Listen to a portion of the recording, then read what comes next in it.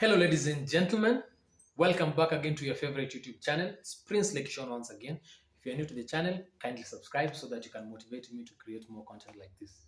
So, without much further ado, I'd like to introduce the topic for today. And today we are going to discuss something that is very controversial or critical because not so many people nowadays understand that universities are not as they used to be. Like Kitambo, kujoin university was a very great deal to your community, and it was perceived as an oasis of knowledge where when you go there, you will not go out empty-handed. You will gain skills that are going to impact society in a very positive way, and you are automatically going to get a job, a good job for that matter. But today, it is very different in the sense that first, the job market is very crowded by graduates um, who do not have jobs first, and secondly, do not have the skills. Because some people will just cruise through university, learning nothing, just spending their parents' money and gaining no skill. And there are courses which are absolutely irrelevant, even in the Kenyan job market. Something to do with, let's say, just passion engineering, something to do with weather forecasting. Like if every university you have like 100 people graduating in weather forecasting, we don't really need those people in the society. Tunataka watu wa kudeliver gas, no pun intended. Anyway, so this is a very interesting conversation, and for me personally, I have mixed feelings about joining university. We are both university graduates, but if I could go back in time now, maybe I could think twice about making that decision. You think so? Yeah. So, without going any further, because I haven't even introduced the guy sitting next to me, so I just had to, I was very eager to talk to you guys about this topic. So, yeah, you can introduce yourself. Yeah. Um, Ladies and gentlemen, boys and girls, Rotich Godfrey is my name. I am happy to be part of this conversation and basically give a bit of what I believe would contribute to this conversation one or another. Um, like you have said, one of the things that I think is a problem with today's universities is I feel they are more business entities as opposed to institutions of higher learning.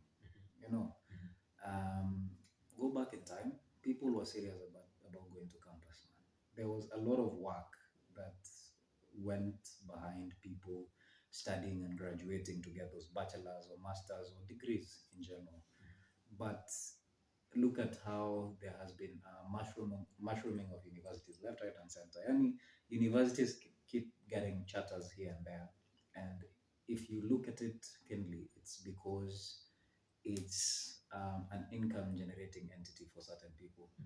So, and if you study, um, or rather, if you treat institutions of higher learning that way, then they lose the basis for which they were meant for, which is impacting knowledge. A lot of people nowadays complain that Generation Z's or this modern day generation are coming out of universities half baked. Yeah. You are joining companies without the skills that are needed for you to excel in those roles. Simply because nowadays, first of all, there's a lot of copying in universities. People hardly study. Yeah. People actually do assignments for other people, as long as in people go through, or rather, people use the end justifies the means. As long as you have gotten the papers, it doesn't really matter what you did in between there. But as long as you have gotten the papers, that's all that really matters. So a lot of people, there are people who never attend lectures for whatever reason. There are people who never do the assignments, or rather, they have other people to do the assignments for them. And think about it this way. If you don't do all those things, how do you expect to excel at the end of the day? People just want papers. And we are out here, what is it called, glorifying university graduates, and there's literally nothing that these people are coming out of universities with. So there has been a lot of mushrooming of universities, giving people courses that are not relevant to the issues that are affecting, like, for example, our country. If you listen to the courses that people do nowadays, man, for as long as you get that degree, for as long as you get that degree, that's all that really matters for very many people, which is a very sad way to go through this life at the end of the day. Because back in the day, if you had a university graduation, if you had a university degree, you would basically work anywhere, because you are considered as someone who has been well trained. This is someone who's teachable. You can work in any industry apart from those very high technical and special industries like maybe the engineering and the medical field. But nowadays, ChatGPT, people don't do assignments, man. Unaweka tu kitu ChatGPT, man, and they do it for you. So look at the quality of graduates. So is it important for you to just go to uni, spend all that money, especially if you are doing para? Kama umeingia para, people spend a lot of money in paying for their courses. And this is money that probably, if you invested, like for example, you're saying if you went back, if you look back in hindsight, probably you would want to consider doing other things. I don't know what those things are, but maybe going through that university education system is not one of them. So that's what I think, man. We need to look at the quality of education first of all that comes out of it, and not just look at it from a business point of view. That's actually a very good point that you've raised there, that universities are business oriented, which basically means ni biashara ya watu fulani. Yeah, so it's ni business. They want to generate income for themselves. And the success of any business is profits. Profits. So carry on. So but another thing is the reason why nilikuwa nasema naweza egemea side ya kuto join university. If I could go back in time, the reason why I said I will think twice is because most of these universities, especially even in Nairobi, I don't want to mention the names. Please don't. I don't want to mention the names, but most of these prestigious universities, even in Nairobi, main campuses, they have poor infrastructure. Go to their computer labs. Do they have the latest Apple MacBooks? Do they have the latest HPs? Even if it's not the latest, but are they even fast enough? Are there enough computers in those computer labs for all the students? Are there engines and cars that people are repairing, brake pads?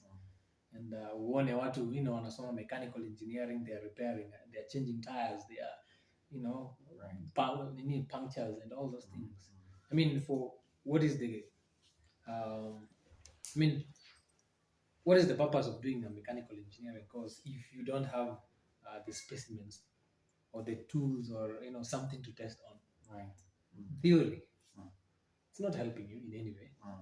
I'd even if I was thinking, if I go to an architectural class, I'll find models, not just models on a board, ni kama toys za watoto, sijui wametengeneza na sabuni and I don't know what. No, like real models. Unakaa pale na unakata mbao, you design a door, a very nice door. Hata kama it's a temporary structure, you a group of 5 guys can just handle that small project. Unaweza jenga like a small house, hata kama mnatumia those temporary materials, the cheaper ones, which it's something that we should think about, because unatoka huko nje and then you only know how to design a building or a structure using maybe ArchiCAD, which sometimes inaweza kuweka it in a disadvantaged position, because even let's go even to civil engineering. Mimi naonanga watu wakiangalia tu na ile binoculars ama na binoculars tu pale hivi, na wonder what are these guys looking at. Sijaona mtu akisema, you know what, you mix concrete this percentage, you mix cement this percentage, mnaweka taa this degrees hotness and you warmth, mnapitisha caterpillar juu ama what, sijawahi sikia kitu kama hiyo. And hizo ndio inafanya watu wanatoka kwa job market. One thing is naweza egemea colleges more. I kind of feel like colleges are underrated in a way, but colleges, you don't go for a long time in college first. That is one advantage, because nowadays pia utake spending a lot of time in your life just to gain that knowledge, while you can gain it in a quicker way in another means.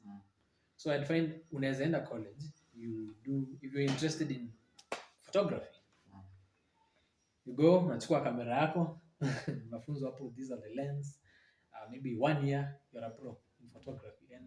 And I have guys who are photographers, obviously, and they're earning lots and lots of money. Lots, and per shoot even 20,000 per shoot. And yet in a limited number of photos, maybe 10 photos only. Lots and lots of money. But they have really mastered their work, editing, kila kitu, the lighting and everything. Vitu kama beauty and cosmetics. I go to nikipita town, in Nairobi town, napatanga like most of the guys in town wako na hizo nails wameshikilia hivi. The reason why wanashikilia hivi is because they did a course which is about 9 months. They graduated and they are pro. And there was a time I actually went to Beauty Point College. It's in Nairobi CBD.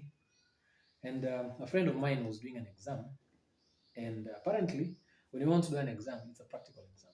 So unatafuta mtu mwenye maybe hajanyoa, so that you can give them a clean shave ama design wanataka kushaviwa. You'll do manicure, pedicure, massage, basically everything, facial scrub, hizo vitu zote. So hiyo ndio exam yako, like hakuna vitu ya kuandika theory, like you do it, and then your lecturer is there, anaangalia, anakuuliza, if you are a client, are you comfortable, like was the massage good, like anaangalia kucha zako, are you satisfied with the haircut, hizo vitu zote. So I feel like that is a more, a better way of gaining knowledge, because a lot of these universities, the lecturers don't even care if you come to class or you don't. They don't care. They don't. But I find I kind of feel like for colleges, because you are first and foremost, you are few in a class, like 10. So if you're ever absent, you will be noticed. Right. Yeah. And for these colleges, they will actually watakufuatilia while you did not come to class, and they're actually very serious. If you still ukipatikana unaiba mtihani, they're very serious about their policies. You'll be suspended or expelled. Yeah. Right. Yeah. So I feel like in terms of value for your money, I feel like colleges nowadays edge campuses in that area.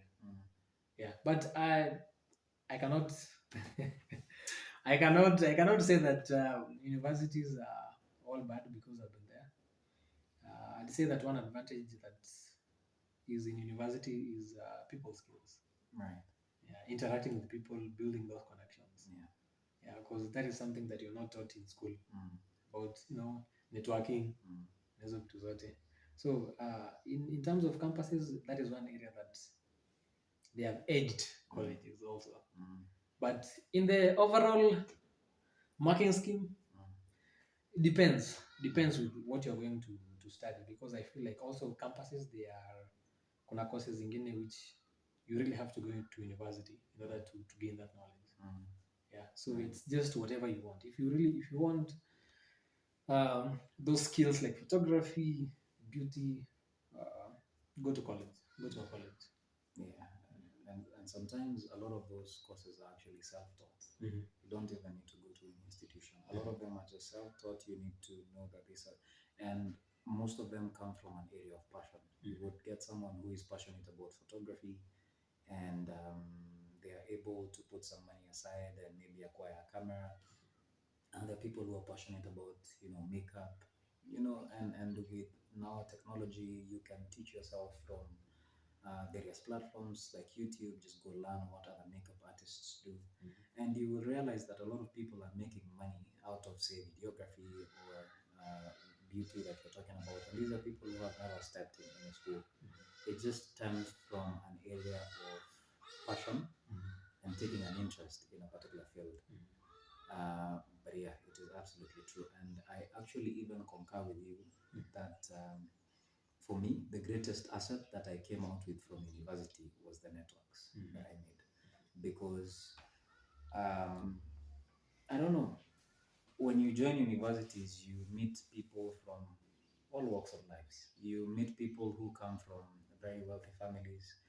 You meet people who come from the farthest places in the country, like the northern, eastern, the southern parts of Kenya, and all of these people congregate in a university, and you get to experience basically different people and different values. That's the greatest asset I have ever developed. Most of the friends that I have right now, or most of the people that we've gotten to work together, be it in business or basically generally in life, or people that I call my acquaintances, my friends, are people that we went to university together. We were probably not even classmates, we just met in university. You get? That's one of the greatest things that universities, or rather, they give that platform where people can come together from various walks of lives and basically interact and create something together. But if you ask me, do you really get value for your money? And especially if you go to public universities in Kenya, I can't really speak about private universities because I have gone to a public university, but I do have people who have gone to private universities, and maybe their stories are a little bit different. Even when you talk about the resources that they get, or rather the resources that they invest in the education of the students who go there, they're a bit more invested compared to public universities. You get? So I don't know about going to universities, man. I would advise people to focus on their talents. And now maybe that's I appreciate the new system, talent-based kind of curriculums, where you're able to identify your strengths a little bit earlier, and you focus on them moving forward, such that you're able to work on the things that are necessary for your survival, for lack of a better word, in this highly competitive world. So work on it from a very early age. It's usually easier for you to say like prune a tree when it is younger. So it is easier for you to work on something. And naendanga sometimes for interviews, and they ask for crazy years of experience, man. 10 years experience, and you're just freshly graduated. You wonder, how do they expect you to acquire that 10 years? And when you look at the roles and responsibilities that have been advertised, these are big things that you can basically handle. So yeah, just come from a point of passion. There's a lot of knowledge out there right now. I think it is easier to get knowledge right now compared to people who say went to universities, say like 30 years ago. Yeah. If you needed to find knowledge, you would definitely have to go to libraries and just go through books and volumes of books. But right now, as simple as whichever search engine you use, unaenda unaingia, search what are the benefits of XYZ, and you get them. As easy as that. So you have a lot of information. I think the most important thing is for you to make use of that information to your own advantage. Yeah. So, guys, we have outlined the pros and cons of colleges. One other thing I've noticed is, have you noticed that a lot of people graduate and they get into job markets and they end up doing things that they never studied for? Wewe unaingia kwa hivi kampo, you busted your ass, you studied for a course in engineering, and you ended up siku hizi we uko na biashara ya hardware huko. There's absolutely nothing that you are practicing that you studied for in campus. So sometimes it shows you that si lazima per se uende university for you to be successful in life. The most important thing is the networks that you're able to establish and how you're able to tap into those networks to push you to the next level. So very many people, I have realized, end up practicing for things that they never studied for.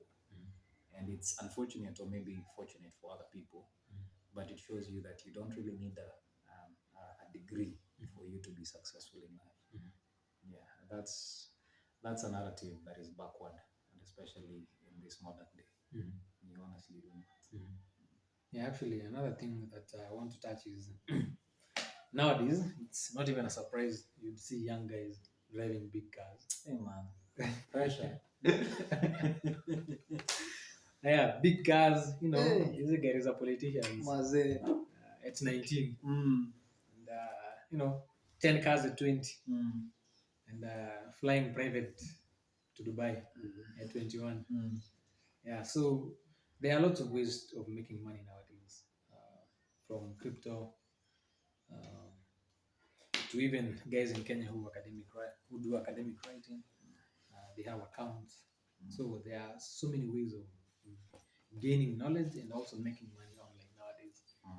So I kind of feel like all these things put together, they kind of devalue the need to go to a university, because if you can make money online and if you can gain that knowledge online, then why go to a university unless you want to get employed?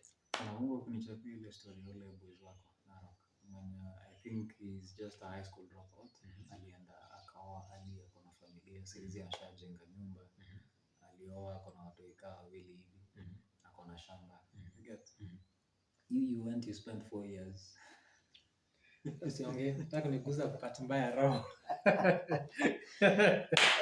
Niguze pati mbaya roho. By the time you're coming out, and the point I wanted to make is that within those 4 years that you spend in university, other people who probably didn't go to university but they were able to realize or identify their purpose or take risks early on in life, they have accomplished so many things within those 4 years. Yeah. By the time una graduate and you're now out there in the job market, unajaribu kufanya 1 2 3, mzee ashasonga mbele. Kama ni experience, ashapata the experience that life offers you out of you putting yourself out there and trying to hustle. You get? So, but because a lot of people just breeze through campus, not learning anything per se. But there are people who have dedicated their lives to me najua siendi kampo, so nitaomoka kabisa. Nitanunua hii nduthi ilete hii, itengeneze hii, ununue ingine. By the time this person has done 4 years and you're graduating, ashasoma, and he's way ahead of you in life. Has a family, he's raising a family when he's energetic. By the time you have gotten a job, you have to grow through the ranks, ufike level fulani, ndio uanze kusikia ni kama umeshika do enough, uanze kuoa. By the time you're marrying, you're like 30 something, 38 huko.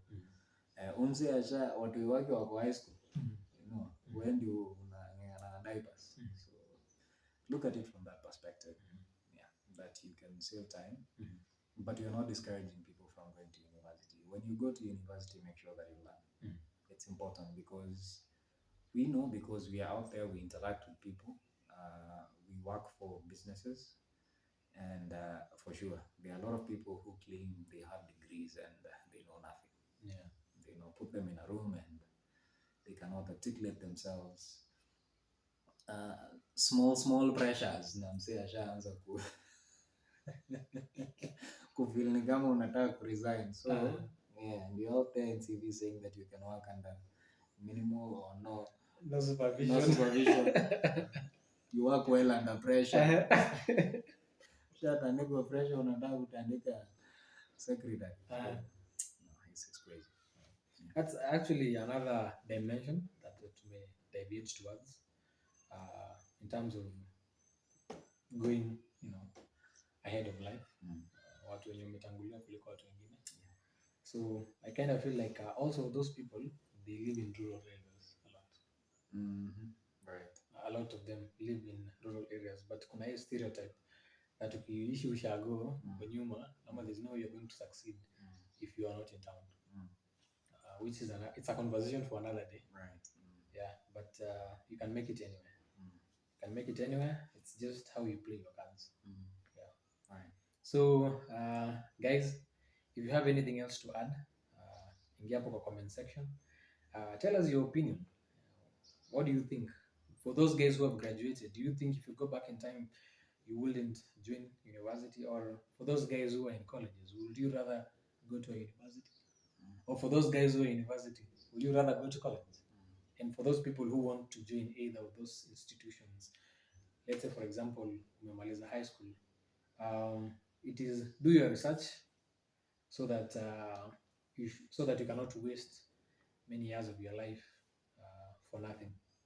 So until next time, peace.